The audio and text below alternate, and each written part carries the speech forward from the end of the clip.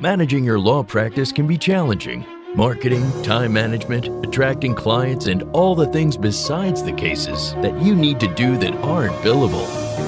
Welcome to this edition of the Un-Billable Hour, the Law Practice Advisory Podcast. This is where you'll get the information you need from expert guests and host Christopher Anderson, here on Legal Talk Network.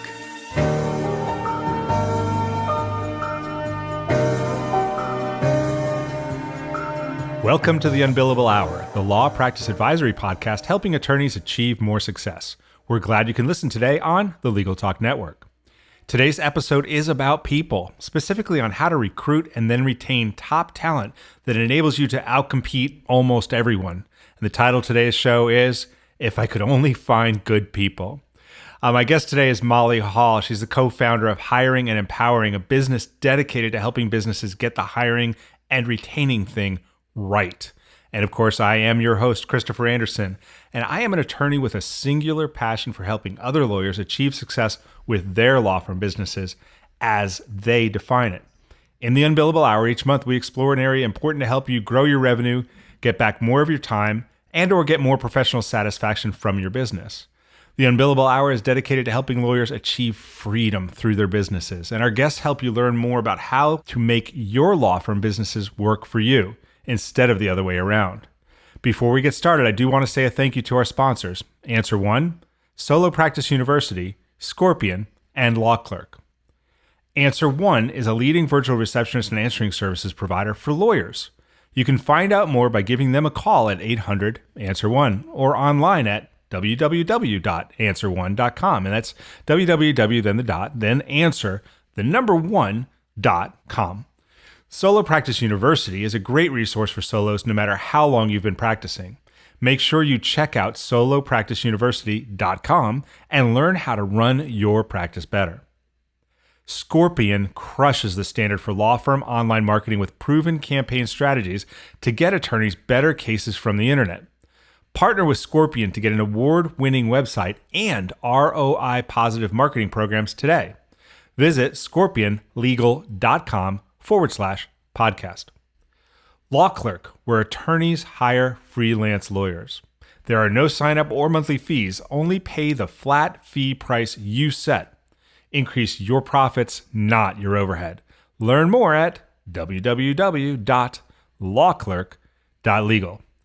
And again, today's episode of the Un-Billable Hour is If I Could Only Find Good People. And my guest is Molly Hall, co-founder of Hiring and Empowering. And I say the title that way because in the work that I do, that is a constant refrain. And I'm really excited to have Molly on the show today to talk to us about that and how to stop the hair pulling and start the solving of this endemic problem in the legal services industry. So Molly, first of all, welcome to the Un-Billable Hour.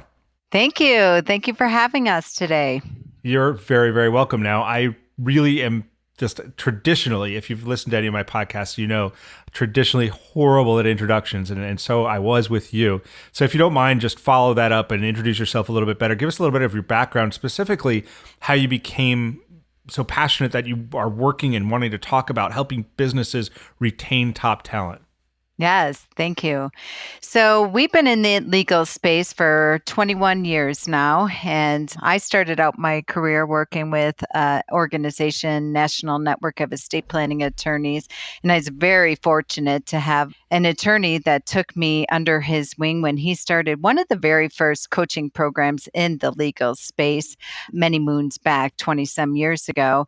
And we were fortunate because he would spend a lot of time sharing with us the ins and outs of his business. We always say we got an MBA in business by shadowing him and being able to support him with building his law firm and then his coaching business. So as we were building the coaching business, we'd be speaking at legal conferences all across the country. And many times the attorneys would say to us, how do we clone you? How do we clone my business partner, Lainey, and I? How do we find people like you? And Lainey and I started the first team training program called the Team Empowerment Academy back in 1997. The attorneys would be in one room learning how to run their business side, and we would have all the team members in another room and teaching them how to become what we call entrepreneurs in an entrepreneur's Right. world. To really take ownership of their job. I mean, the word intrapreneur really to me means to act like an owner in that role, whatever your role is in the business. Or is that right? Yeah, indeed. It's really about you can't own a law firm as a non-attorney, but certainly you can have that sweat equity and that heart and soul of protecting and defending your attorney just like you were a shareholder.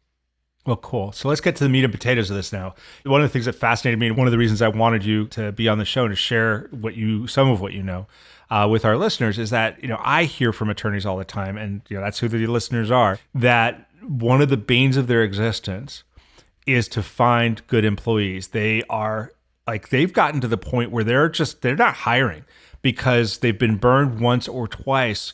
And they've come to the conclusion that it's not worth it, and it couldn't be further from the truth. But so I'm hearing from them, it's hard to find good employees. What is the way? You've figured it out. What's the magic bullet, if you will, to hiring with confidence so that you don't have to go through these bad hires over and over again, and you get good employees that last over the long term? What do you do? How do you interview that? How do you process them? How do you get them in? Can you share something about that? Yes, indeed. One of the things we see is that attorneys get seduced by the resume, so to speak. The days of getting 100 resumes when you place an ad anymore are over. You're not Yeah. getting slammed anymore with so many resumes. So when they see one that matches and it looks like they have the skills and the knowledge, they get excited, have a quick phone call with them, maybe bring them in for a face-to-face interview. And then they automatically are saying, oh, great, this person could take away my pain. You're hired. And what we see is that they're not spending the time, really what you talk about so often, Christopher, is really interviewing from the mindset, making certain they have the emotional intelligence and interviewing from the human side and the character side and the behavior side of things versus from the skill set and the knowledge. We always say you can always teach skills and knowledge if you have the systems and process and willing to give people the proper time and attention. But unless you have a psychology degree or endless hours for coaching, it's very hard to teach the human stuff. Right. And you look at, not for nothing, I know from other industries, you look at other businesses that are people businesses that are being successful, and you find that more often than not, they're hiring for personality, they're hiring for that emotional intelligence, and then, training for the skill set. Mm-hmm. Indeed.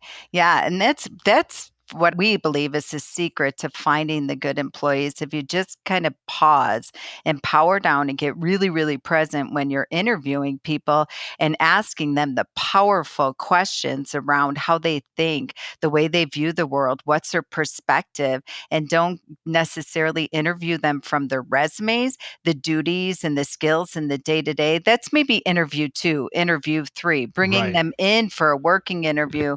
That's one of the greatest ways. Once you find out they have the human stuff down, then you bring them in for a working interview and you can practice with them and see their skills in action and slow down the process a little bit and hire a little slower and be more intentional and mindful and paying attention to, like I said, how they act and behave and think. Yeah. So one of the things that, that's kind of struck me, because it's kind of funny, you said, the days of the 100 resumes are over. And for some roles, I agree. But my experience has also been in this day of Indeed and ZipRecruiter and some of those, that one of the things we get is we do get inundated, but with mostly unqualified people. And so you do get that exactly what you're talking about. He's that diamond in the rough comes out, a resume that kind of sounds like what I'm looking for, yay. So I totally agree with you on the interviewing for the mindset first, but can we back it up one step? How do we weed out who we interview? Because sometimes it seems just too daunting to interview everybody, and that's part of the allure. It's okay, we have a resume that matches. I can't interview all these people, so let me interview that one. How do we do a better job of getting people to that interview phase? Yeah. So what we do is we do a 5-minute phone interview where we cut right to the chase. The first line in all the ads we place is don't even apply for this job unless you're the best and you can prove it. And it really weeds out a lot of the people that can't speak into that first and foremost. I love that. Yeah. It's either going to offend you right off the bat and you're going to not even apply. And the ones that do apply, then you go through all the resumes and you do a 5-minute phone interview. I tell attorneys, don't even waste your time setting up interviews, bringing people into your office. They don't show up, or in 30 seconds, they don't have what it takes. So use that time and cut right to the chase. You can plow through a 5-minute, 10-minute phone interview and you get through 20 or so in no time and be able to, you're lucky if you have a good solid 2 or 3 out of that candidate of 20. So protect your time and don't be unapologetic about it. Just get on the phone and cut right to the chase with people, and you'll be able to see if they have the phone presence. Are they answering? Because many of them, that's how they're going to appear in front of your clients. Yeah. And I love that question. Just like the warning, if you're not the best, don't bother applying. And it's funny, I have different things. I have never used that one. I'm stealing it shamelessly from you. But like I have other things, and some people do get offended. And even some people write me like, how dare you suggest that I have to prove that I'm the best? And all I can think of is thank you. Thank you for telling me who you are right now and saving us both a lot of headache. So I absolutely love that question. So that's how we weed them out. And I think that's a great point on interviewing for the mindset first. What I think that then becomes the headache, though, is, okay, I go through all this. I go through that process. And, a lot of attorneys are introverts. And the interview process is not fun for them. And then they finally get the person in and they invest the training. And then they see people walk out or leave, or they have to let them go. And they feel like they've got a revolving door in position. How would you address the concern that getting help is beginning this revolving door in their positions and they're just wasting their time training and retraining and retraining? Mm-hmm. So presuming that you do the interviewing process right the next time you do it, and then you've done your due diligence, you've hired from mindset and behaviors, you bring them in. What we find is to stop the revolving doors, really to give people constant connection, communication, time, and attention. That's what humans want. When we're interviewing people and we say, tell me why you're leaving your job. What are you looking for? The moral of the story and the common denominators, they didn't get time with their attorneys. They threw a manual at them and then they got no feedback. They never knew if they were, knocking the ball out of the park or if they're failing miserably every day. And so a lot of times the attorneys weren't giving them that proper coaching and mentoring and feedback. So we say dedicate 1 hour a week. We call it a shareholders meeting, if you will.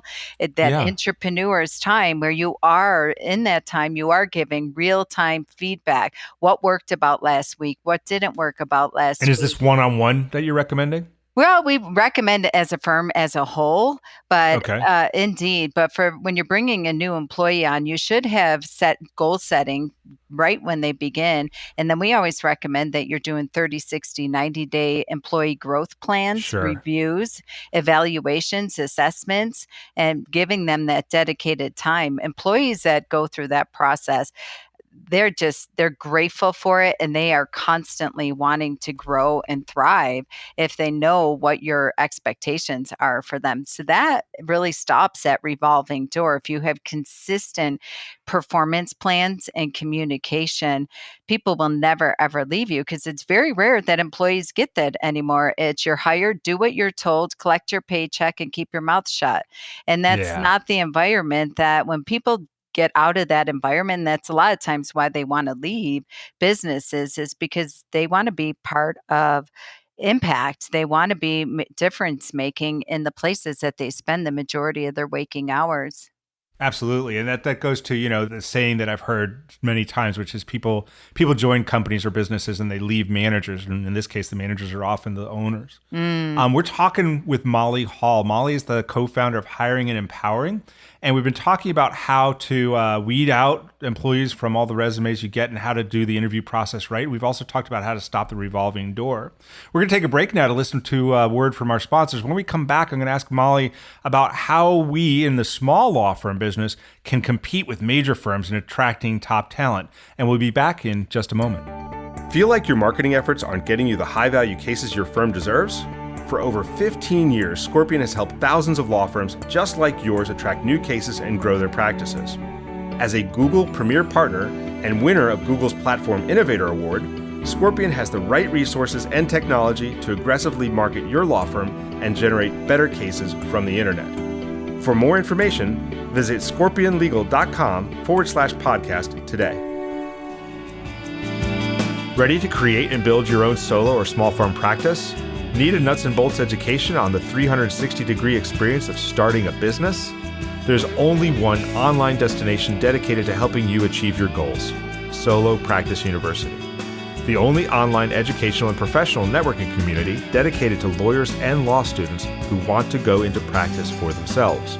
More than 1,000 classes, 58 faculty and mentors. What are you waiting for? Check out solopracticeuniversity.com today. And we're back with the Un-Billable Hour. This is Christopher Anderson, and we're talking with Molly Hall. She is the co-founder of Hiring and Empowering. And before the break, we talked with Molly about how to weed out, like when you need a new employee, you know you need one, but you're like afraid to go back into the pool, but you do. How do you weed through the resumes and then not get enticed by the one or two or three that seem to match and then just hire them, right? How do you weed through them and then do a correct interview process at first interviews for mindset and then for skill set? And then we also talked to her about how to stop the revolving door and how to do intrapreneurial interviews in the business to make sure that the employees are connected to your goals, to the mission of the business, and don't feel like they just got plugged into a system and are just a cog, because that's why they left their last job.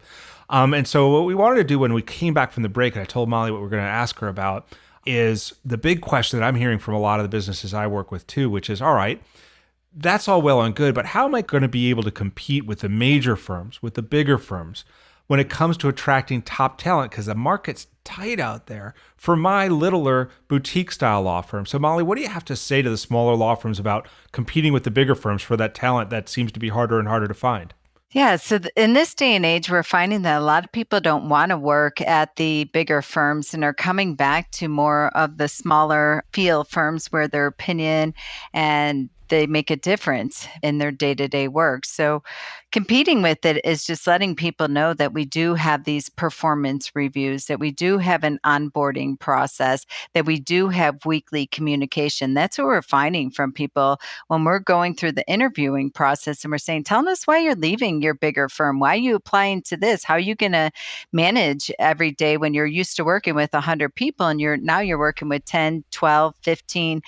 How's it going to feel for you? And that's what we're hearing from people more and more, is that I want to feel like I matter. I feel like that I can make a contribution. So when I tell them, well, what makes this firm really unique and why you really want to come and work from them is that they do have weekly meetings where they're sitting down, they're looking at what's working, what's not working in the business, always looking for continual improvement and refinement. You will have very clear, concise, well-communicated goals.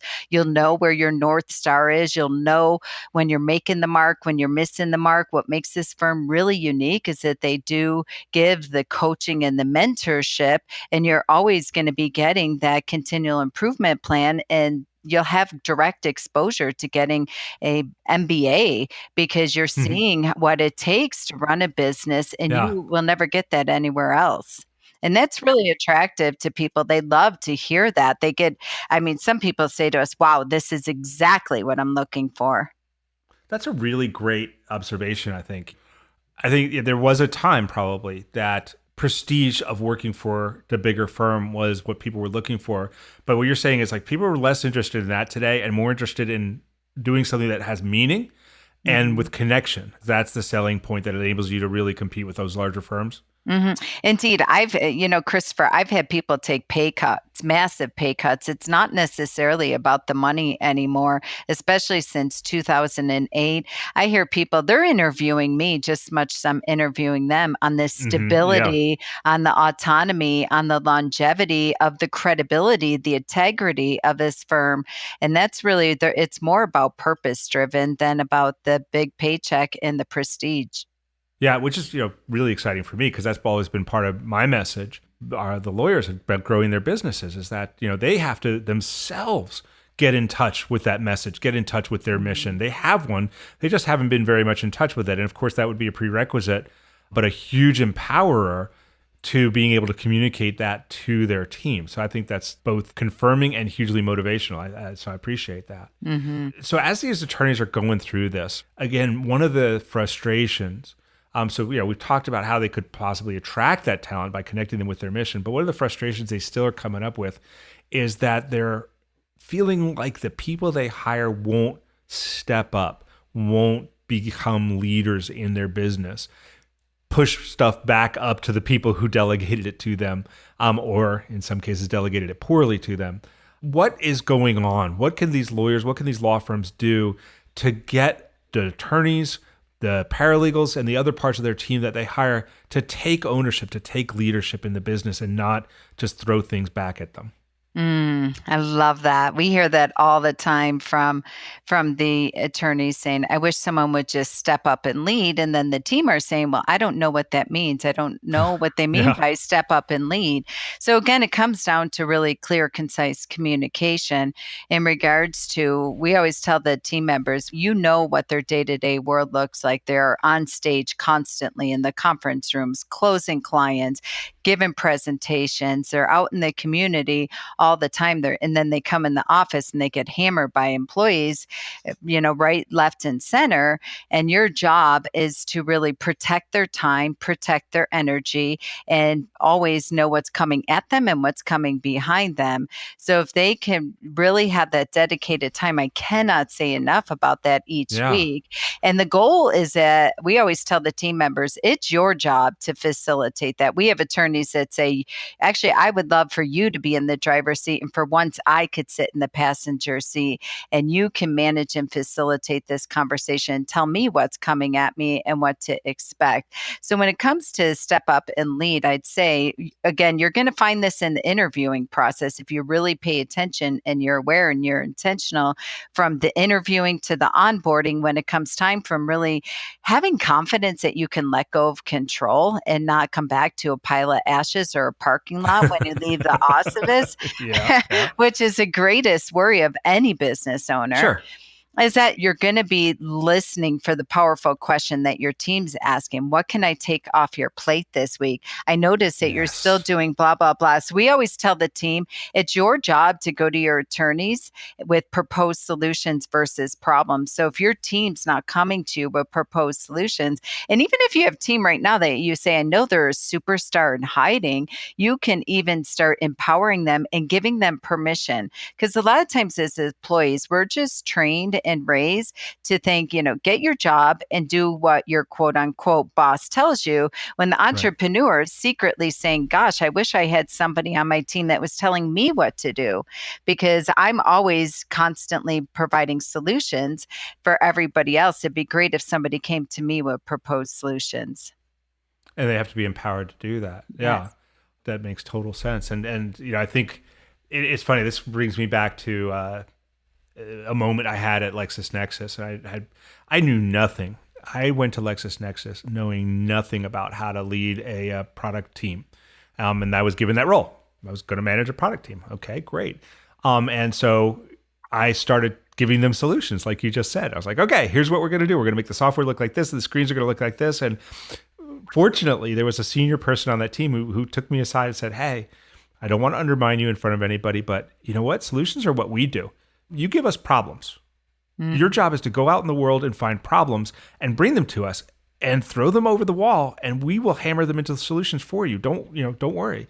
And that was so empowering for them and for me, because then as an entrepreneur, I could go out and do what I do, knowing that my team had the solution making. So that really resonates with me. And I think other people listening should really take that very, very seriously. Like, allowing your team to come up with, it's not just asking them to or requiring them to, but allowing them to come up with solutions themselves is hugely empowering. Indeed. And letting them know they have permission to do that. I say when you're developing the relationship and onboarding them and hiring them, one of the greatest gifts that an attorney and a business owner can give to their team members, say, I give you full permission to use your voice.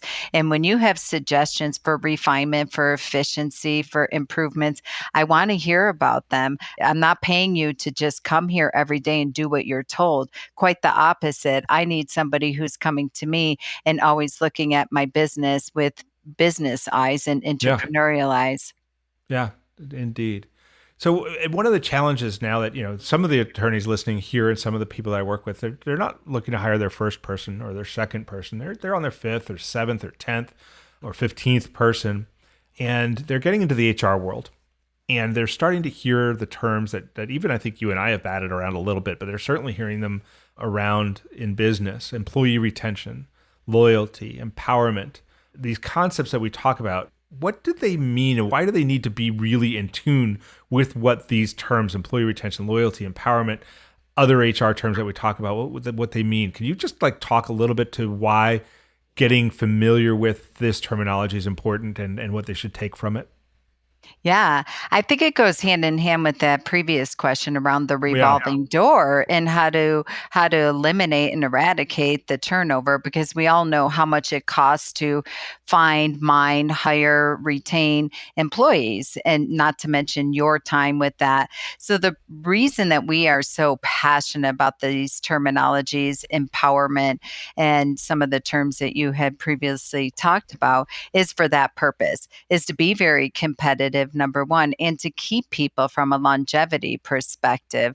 So that what's in it for the attorney to be able to do that is to keep that longevity, to make certain that we have people that there's so much to say from a marketplace when you have employees that have been with you for 10, 15 years. It says a lot about your business, your culture. And so to empower your team, I think the easiest word that I could come up with, because it doesn't sound so rah-rah, is Right. giving them permission and Yes. letting them know what they have permission to do from a place of business management and leadership. And when you hire people that have that leadership mentality, there really isn't a tremendous need for management, if you will, Right. because they come with what Lainey and I talk about all the time, batteries included. And Yeah. so that's really when you're doing the interviewing process, people to be competitive and to stop the revolving door is to make certain that people have permission to be on a path of growth and come to, because a lot of times employees are afraid to even make suggestions because they're afraid that they're going to get fired. It's the craziest thing. And the entrepreneur attorneys are desperately begging for somebody to come there with efficiency because they're in the conference room all day. They don't know that our process for answering the phone or our intake process could be streamlined and cut in half, Right. and our closing rate could be increased. They don't really know that. And when somebody can come to them and make suggestions, that right there is music to any entrepreneur's ears. Absolutely. We're talking with Molly Hall, co-founder of Hiring and Empowering. And when we come back from this break, we're going to talk to Molly about what to do when you know it's come time to let someone go. The conversation and the aftermath of when you know the relationship with that person's not working. First, we're going to hear a word from our sponsors, and then more with Molly Hall, co-founder of Hiring and Empowering, when we're back.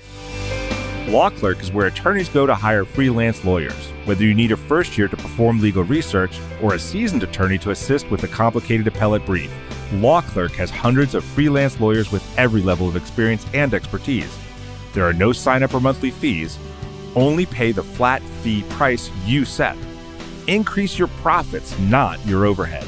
Learn more at www.lawclerk.legal.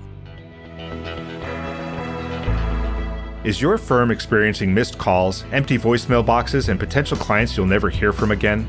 Enter Answer One virtual receptionists. They're more than just an answering service. Answer One is available 24/7. They can even schedule appointments, respond to emails, integrate with Clio, and much more. Answer One helps make sure your clients have the experience they deserve. Give them a call at 1-800-ANSWER1 or visit them at answer1.com/podcast for a special offer.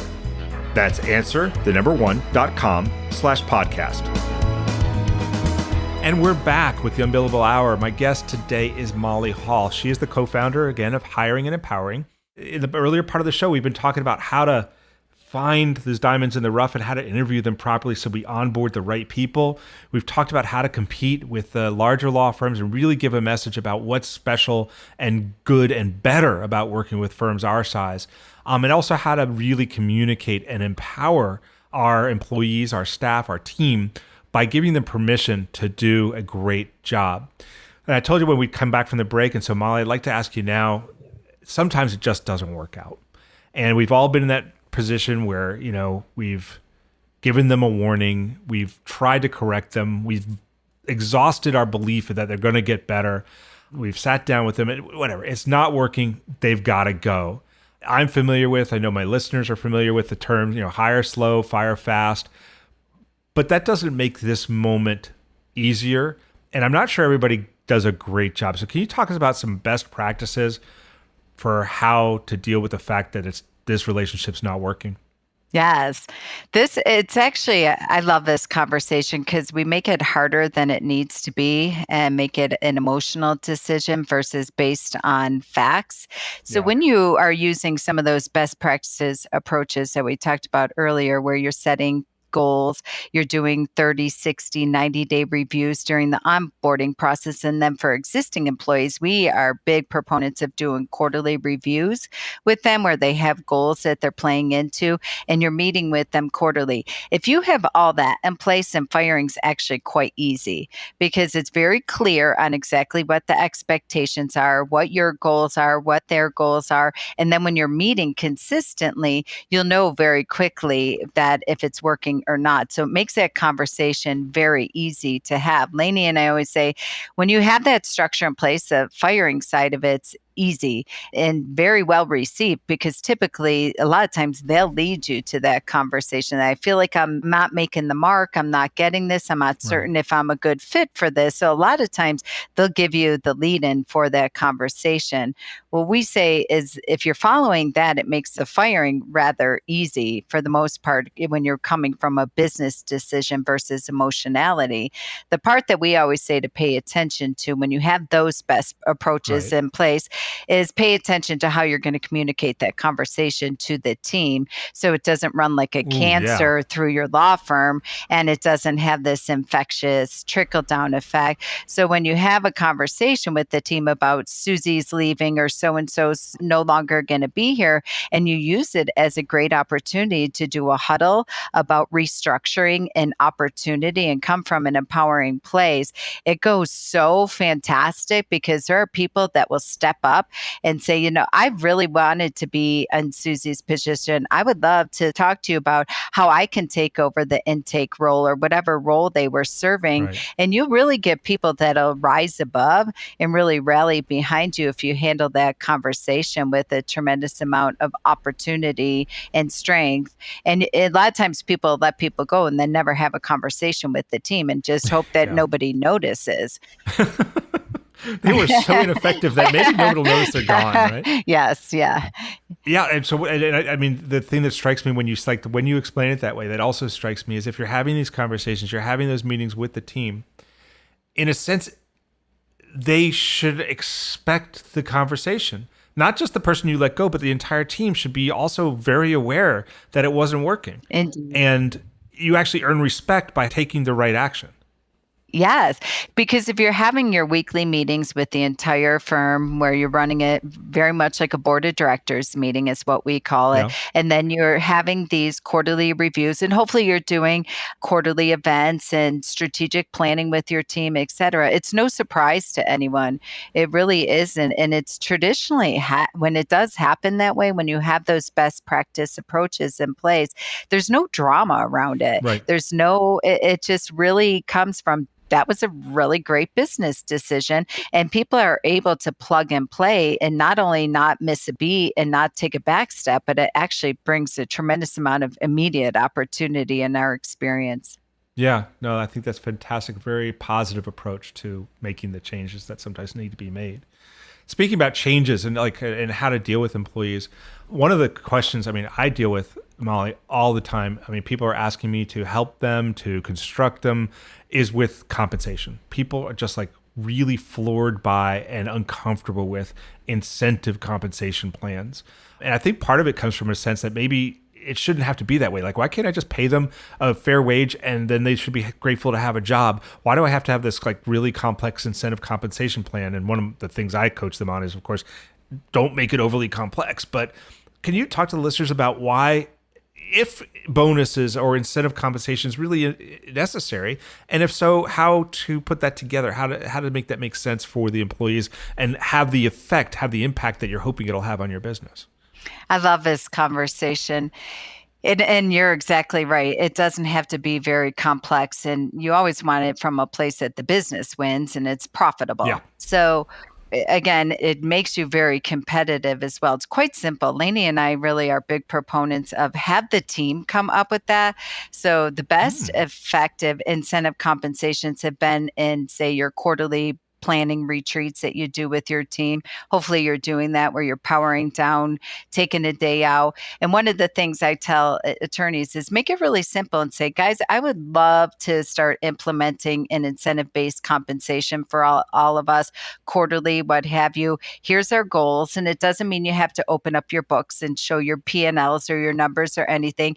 Our goals is to get, 10 intake appointments a week, whatever they are, and share what they are, because the strategic byproduct of that is that you're generating revenue, and have them come up with it and just leave it there and say, what are some thoughts, and brainstorm it and whiteboard. I'm always fascinated. A lot of times the team, it's not even about money. Yeah. Sometimes it's time off because, there's all this conversation about less is more and the work-life balance. They'll say, well, how about if we reach a goal that we're able to take, close the office at 1:00 on Fridays, or we're able to have summer hours or something of that nature. And we get phone calls from attorneys all the time saying, holy smokes, I can't even believe it. It's not costing me any extra money. I was thinking it was going to be 2 times, 10 times more than that. And what they came up with blew my socks off. Yeah.